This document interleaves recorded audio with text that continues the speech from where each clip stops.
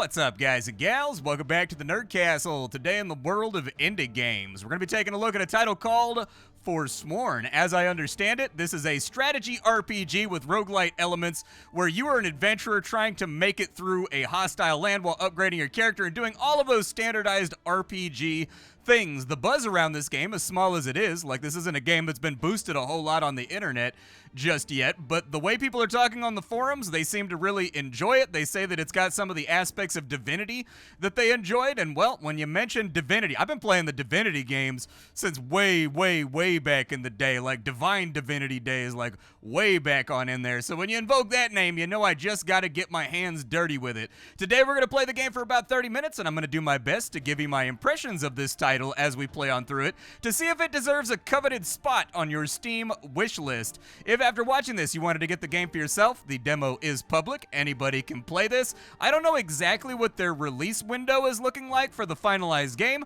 but the demo is out there, and of course you can find a bunch of other Nerd Castle links just in case you wanted to give them the old saucy click. Let's go ahead and start off a new game, and we will see how it goes. Alright, well, we've been giving a starting group of heroes right here, and it looks like everybody just follows me around. I instinctively went to try to rubber bandbox them because I didn't know if we could set them up in different locations. I can't zoom in any closer. If I could, I would. I want to take a closer look at the models, but that's just the way that it goes. It looks like all of our characters are named precisely after what their job is.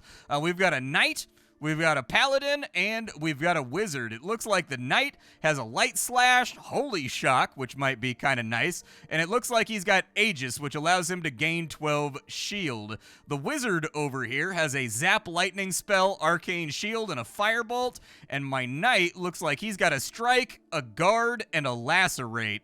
We also have something over here that's maybe like an ultimate ability or something else like that.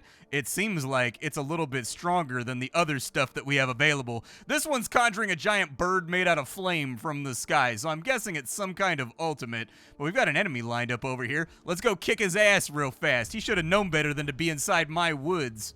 It looks like this game is using an AP style system, like something you would see in XCOM, basically a modified version of TUs, where everything costs like the exact same amount of resource. I do like that it's previewing the amount of AP that we're going to be using up on our movement right there. That's one of those little details, one of those little babies that tends to get thrown out with the bathwater. I suppose rock up on this skeleton guy right here. I like the little portraits and things that pop up when you mouse over him too. I doubt that a skeleton is going to be capable of bleeding. I mean, I guess we can try it out just to see. What is lacerate going to cost me? Oh, we've actually got isolated movement points, and we've also got action points. Okay, well, lacerate that dude. The skeleton can indeed bleed. Okay, well, I'm glad that I tried it out then. Otherwise, we would have been wasting one of our utilities that we have around. I suppose we'll attack right here just normally because we're on cooldown with the lacerate. And then I guess I'll guard myself. There we go. I don't know if our facing matters or anything else like that. I don't really see like a facing button or anything. So we should be good, I would think.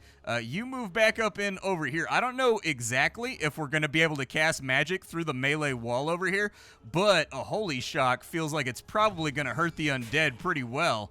Nice, dude. I like the camera action that they're playing around with right here. They didn't leave it static. Like, they didn't leave the game feeling bad by just visually not having any of those little like screen shakes, camera pans, stuff like that. That's all a really good idea to make your combat feel a little bit more visceral. Over here it looks like we're actually gonna have to get down with a real fight. Okay, let's send it. My knight started out actually in base contact, so I would say let's open up with a holy shock right here. I don't want to get too crazy with all of my resources. He has a retribution aura which deals damage back to attackers. So if I move him over to here, everything will be inside his retribution aura. Unfortunately, I don't have a taunt or anything to force everybody to hit him so that they take the reflected thorns damage. Does that do it? Call upon the gods for protection and gain 12 shield. Sure. Why not? Put up a little energy shield right there. Oh, I would have liked it better if the shield had stayed up. That was a really cool visual effect that they had on there. I've always been a stickler for magical special effects. Like, when I was a kid, me and my friends, when we would rate all of the Final Fantasy games by how cool the spell effects were. Like, how rad is it when you cast Demi? How cool is it when you cast Firaga? That's how we judged all Final Fantasy games, and then the storyline came secondary. But, you know, like, we really, really wanted the spell effects to be in there. You block up just like everybody else did. There you go. And Wizard, let's see what you've got going on. You got a Firebolt over here. He is going to have line of sight in order to do that because it's including his move as part of the attack.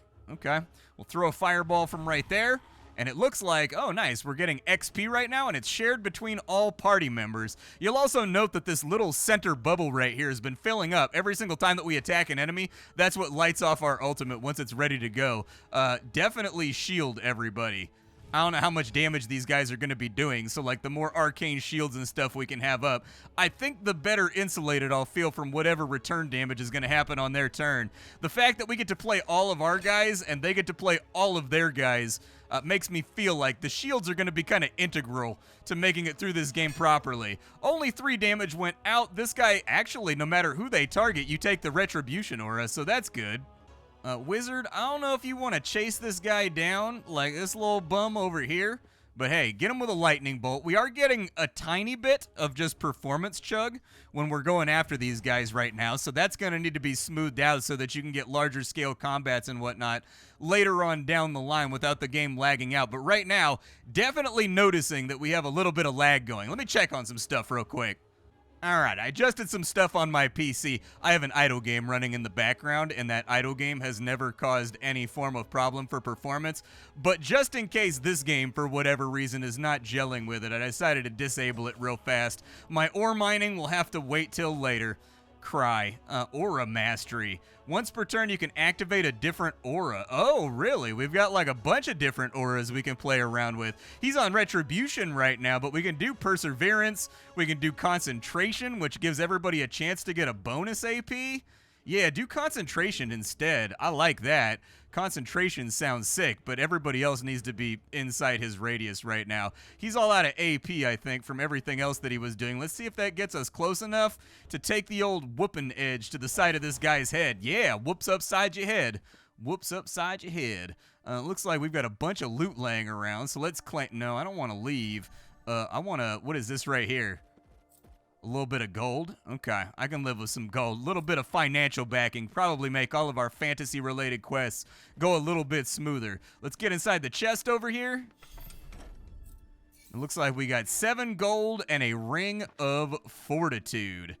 All right, cannot change while the encounter is in progress. Oh, we got to do it like in between maps. All right, I'll give that some thought as we escape from this location. But let's go ahead and dive on into the portal real quick. Leave! And so the rewards that we got for that map, we got 33 gold and 51 essence. We got a Ring of Fortitude and an Amulet of Isolation.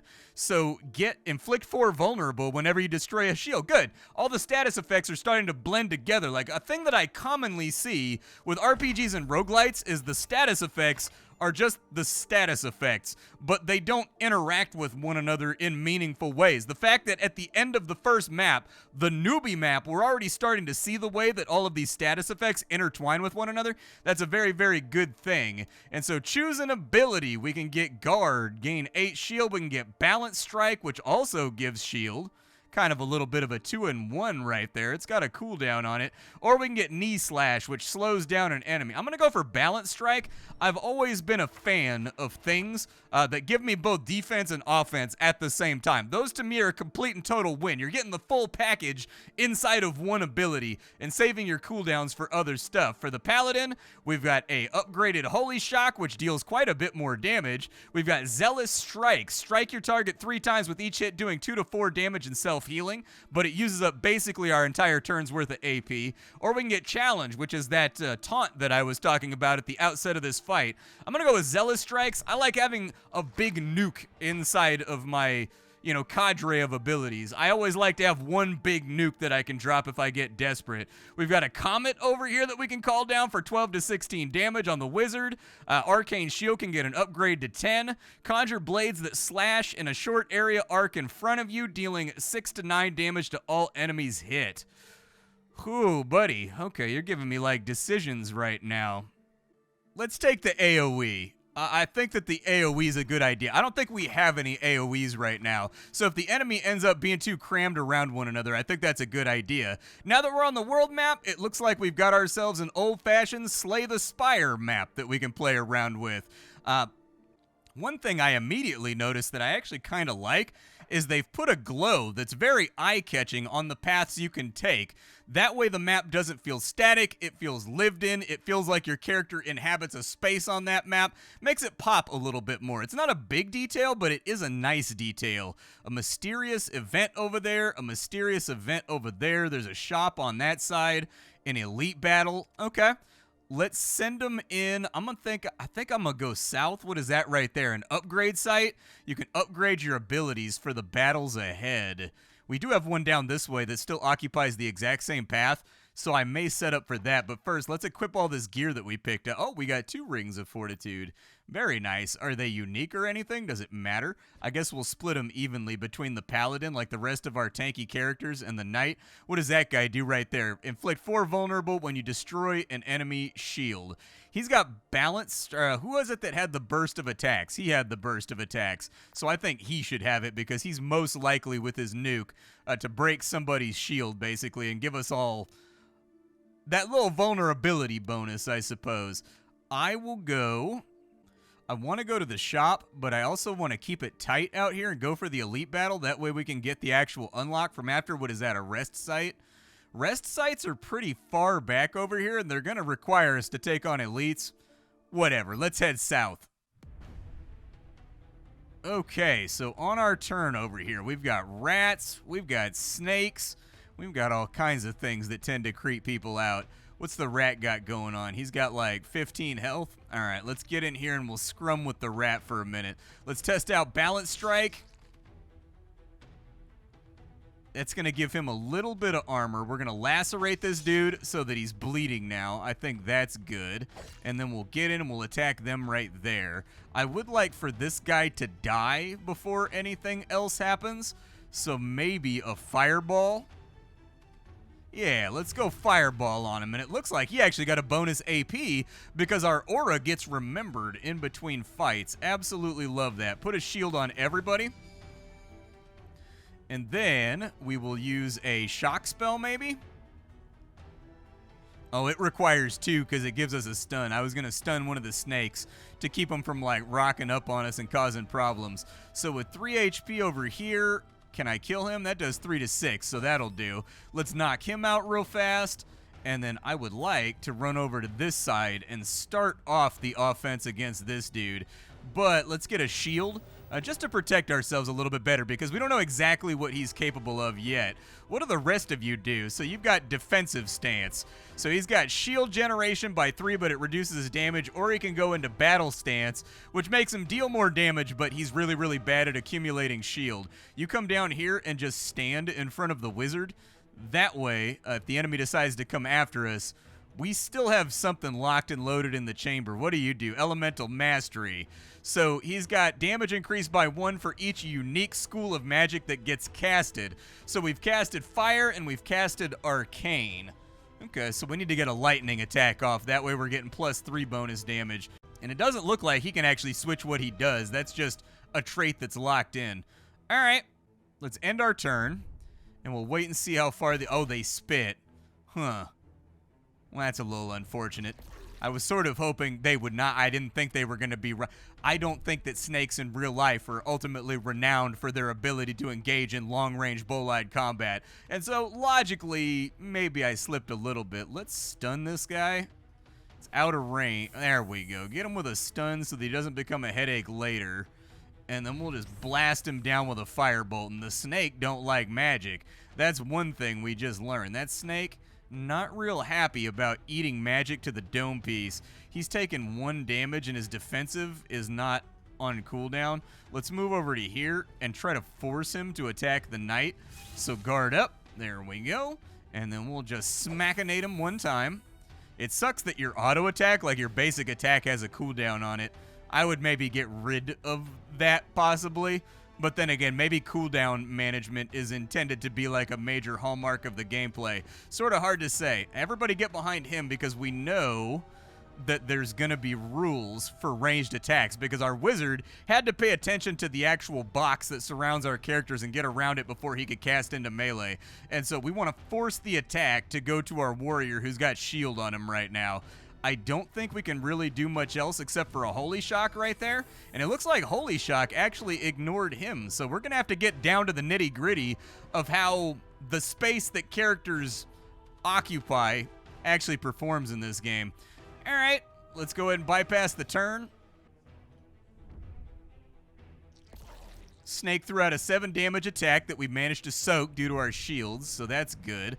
Move up to there, and let's see if we can finish this, man. There you go. I do like how each attack looks distinct, too. Like, they've actually put in a dedicated animation for each attack. Very, very nice. What's inside the chest? And we got money, and we got something green. All right, what's the green thing? A holy ward. All right, we got doors down here that can be interacted with. Doesn't look like we can do anything with the little... I don't know, there's some kind of like magic enchanting bench over here, but it doesn't look like we can actually do anything with it. Open the door. And it's another battle. These guys are gathered up a little bit better, but it does reset all of our cooldowns when we go into combat, which is nice. Bring the wizard up.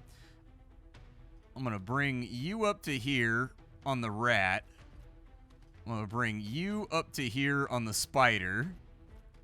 And we'll just start engaging. Let's go for Aegis on this side. I'm going to spend a lot of time just getting my defenses up to snuff because I'm a little bit worried about how much damage 4 guys are going to be able to do with their turn. Give me a balance strike over here. And now that balance strike is done, we're going to guard up.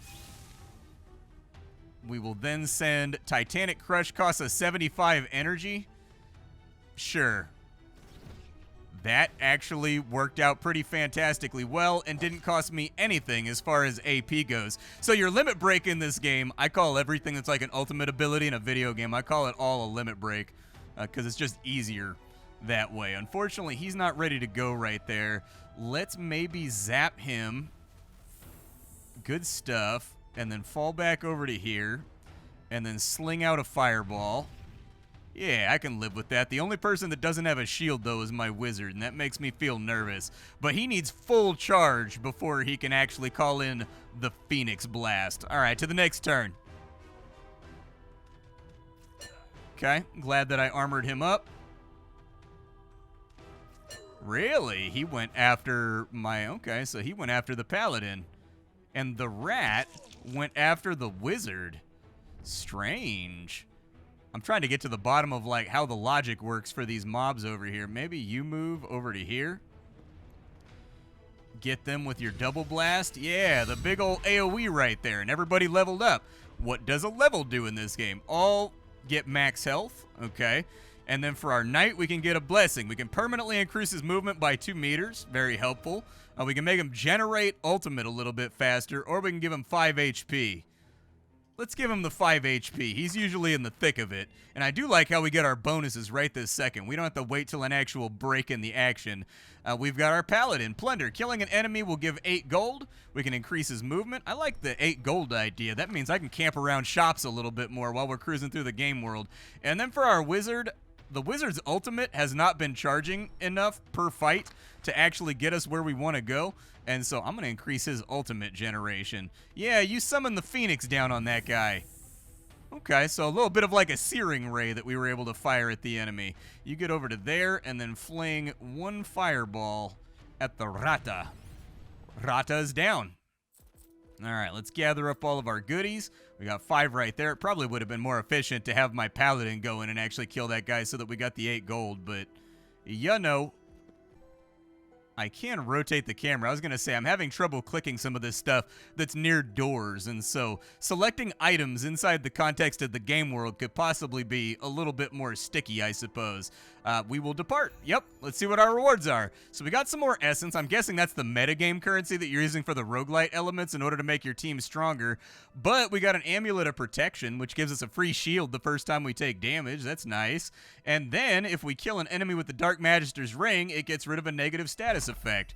Lots of stuff to keep track of here. We've got another ability. I think I am going to take Taunt. I'd like to pick up a Priest, though, before I start using the Taunt. The ability to get rid of some of the damage we're taking feels smart to me. We can get Blessed Blade, so if the enemy has a shield, you deal double damage. Or we could just upgrade his Light Slash. Let's upgrade his shield, keeping ourselves safe since we don't get damage healing in between. We got to actually, like, rest to get our health back. Mitigating damage feels very important to me. Lightning Tether, the next 2 turns, release a bolt of lightning that will shock the nearest enemy for 6 damage. That's kind of nice. It uses up AP on the turn that you actually deploy it, but on the turn after that, it's a free attack, dude. I've been trying to work basically out of my vernacular. I say basically too much. Lightning Tether. I've noticed that over my 13-year career here on the internet is that every month or two, I'll latch onto a new word that I use as a crutch when I'm trying to get an idea across, and I've been trying to break that habit just so my linguistics will be on point. And we have a mysterious event. Let's see what happens. The ground beneath your feet grows warm, the air thick with the scent of iron and decay. Before you, hidden deep within the overgrowth, stands a shrine of jagged stone, stained dark with ancient blood. At its center looms an altar engraved with twisted symbols of a forgotten god, one of blood and chaos. The altar pulses, almost alive, and whispers to you. I was a little suspicious of the background art here. It's got kind of like an AI look to it, but because of the blur that's on it, none of the scanners that I have will actually accept it. Either way, we can pray for vitality and get health back, we can pray for endurance and get max health, or we can offer blood for a power. I want the 12 max health. That sounds like a really, really powerful thing. The god's chaotic essence flows into you, bolstering your very life force. You feel your body toughen, ready to endure the harshest of battles. Imagine if you didn't have to go to the gym. All you had to do was go find like a sacred magic shrine in the middle of the forest and just pray over there, and all of a sudden you walk away with abs. Man, that'd be way more effective. I'm a gym rat in real life. Like, I go all the time. I go hard in the gym, and it's a lot of work. I get a lot of free time back if there was just a magic shrine that would take advantage of that for me. This fight's looking considerably more nasty. We need to pick a direction with the enemy and push in that direction, like focusing our fire. So let's get everybody into position real fast.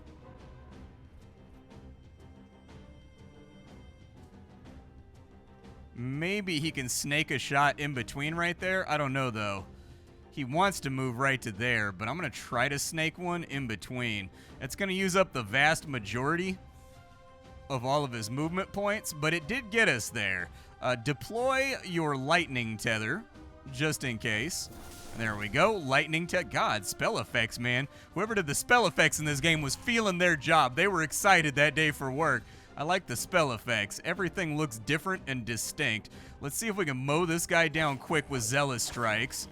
Zealous Strikes did indeed work. And then if I've got anything in range for a Holy Strike, let's just do it, man. We got that 1 AP left over. We might as well utilize it. Your movement might be able to get you there. Let's give it the old college try. I'm going to rotate the camera around, too, so that I can see a little bit better. Okay, so taunting 2 enemies might be a decent play. Let's go ahead and have you guard up. And then we'll also have you do a balance strike. That way you're building up your armor a little bit before the enemy even gets a turn to mess with us. Everybody's out of AP, so that's going to be our stopping spot. Blood sacrifice. What'd you just do? Uh-huh. Okay, so he's got the ability to resurrect Skeletors. That one definitely came back to life. That has reassigned these little cultist guys as the dudes that need to be taken care of right this second. That's fine. I'll soak that hit right there. That's no biggie. We're going to take a little bit of damage right here because I didn't shield everybody up in favor of getting my lightning thing up and running.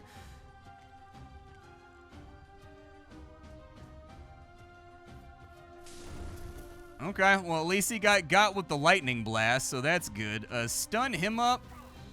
I mean, honest, I probably should have stunned the skeleton instead. This game got me thinking right now. It's got me thinking thoughts. You use 2 of your AP right there to get 18 Aegis just to hold off the enemy assault. Attack right there. What do you have left? 2? Get him with a fireball real quick for me, would you? And then maybe move yourself back over to here. You, on the other hand, interject into the middle of here. He has no shield left. Let's just dink him real quick to get him out of the way. I don't know. I was testing to see if his summons were going to die when I finished him off. Unfortunately, no summons have died. I can't taunt. Well, I can taunt. I don't know if it's a good idea or not. I'll put up some guard right now, and we'll get some bleed moving on this dude. That way, at least some damage is rolling out. Does anybody have an ultimate that's ready to be deployed? Nobody has an ultimate just yet. That's fine. I think I can live with it. Let's end the turn. I forgot to equip all my gear that I got from that last map, too. Should have done that as well.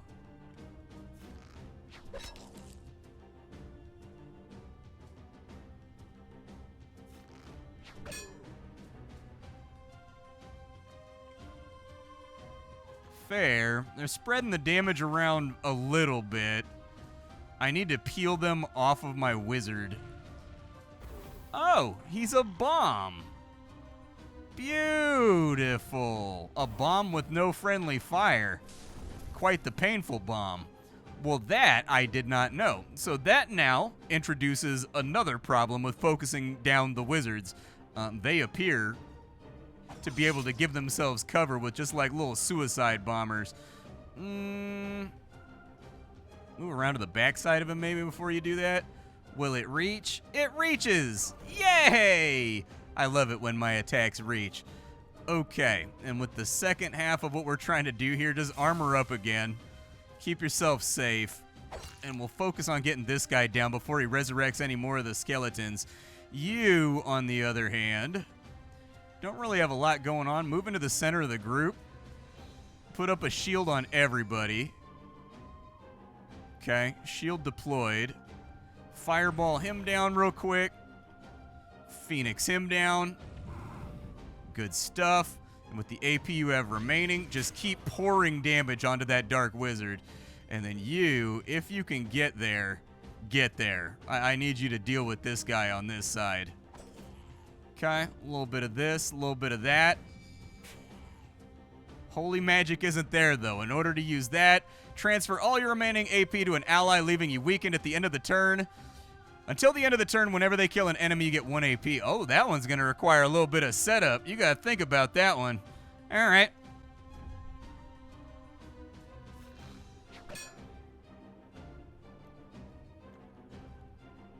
I don't think they're really going to have anything to stupefy and terrify out here. I think we're in okay shape, but that fight we definitely took more damage than any fight before. I need you over here, and I need you with your Holy Strike to get some of your HP back.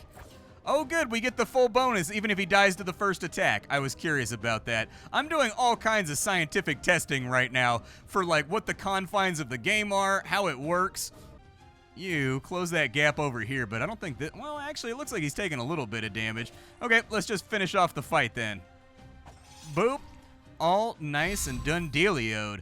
Everybody's hit level 3, which is also a nice thing to have. Everybody gets +3 max health. It looks like the Knight can get Tactician, so whenever he swaps to defensive stance, he gets free block. Whenever he goes to battle stance, he gets free damage. Gain 5 ultimate charge as a bonus when you kill an enemy, or get 8 gold whenever you kill an enemy. I'm going to take that one. I could see that really filling our pockets as the game goes along. For the Paladin, we can get 1 permanent Thorns. Or we can increase the Thorns of Retribution, or just get 1 permanent Thorns. That's fine, especially if that can actually develop and get stronger into like a gold version of itself. Hell yeah. I don't like any of these. Can I re-roll anywhere? I would like the option to re-roll these. That would be super nice, but maybe that's one of those things that you unlock through metagame. As it goes down, you'll get like re-rolls and stuff for in here. Casting only has the 1 arcane spell, I think, unless his lightning cast is arcane, but I don't think that it does. Just give him Plunder. It's fine. Plunder's good. I like plundernating. And go over here. We've got a status effect that's just like leveling above the game board right now. It's just like hanging out over there. Let's crack open this chest, because there's one thing I know about adventures, that we all love a good chest. And then we've got some loot right there. A Band of Thorns. Oh, we might have a build going right now with our Paladin. we may have some things to think about, but this is actually a lot better than I expected. It's got kind of an unassuming Steam page. Like, it doesn't look like the kind of game that's actually going to have all the little touches and things going for it that the game does, and so I'm pretty happy with it so far. If you're looking for like an RPG roguelite where all you do is battles, you don't have to really deal with questing or storylines or anything else on in there, this is a really, really good game for that. You can just do back-to-back-to-back battles and just focus on the tactical component of the game, which I definitely think there's some people out there like to focus on. Ooh, he's got a stun that he can get. Let's get the stun. I'll take the stun for sure. I'll take any kind of like Thor-like ability where I throw a big hammer.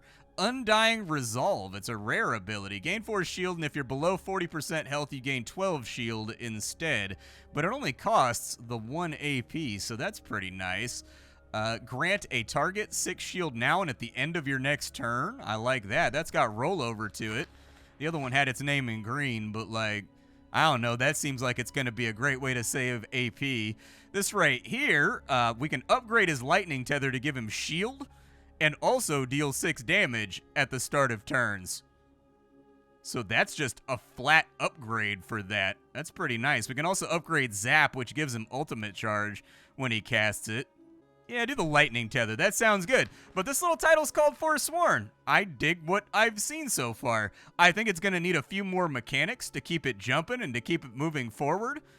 Like, I think it's going to need like 1 or 2 more mechanics that press the player forward and give them things to think about in order to keep itself trundling forward, but there's nothing to say that that doesn't exist already inside of the game. We just haven't gotten far enough.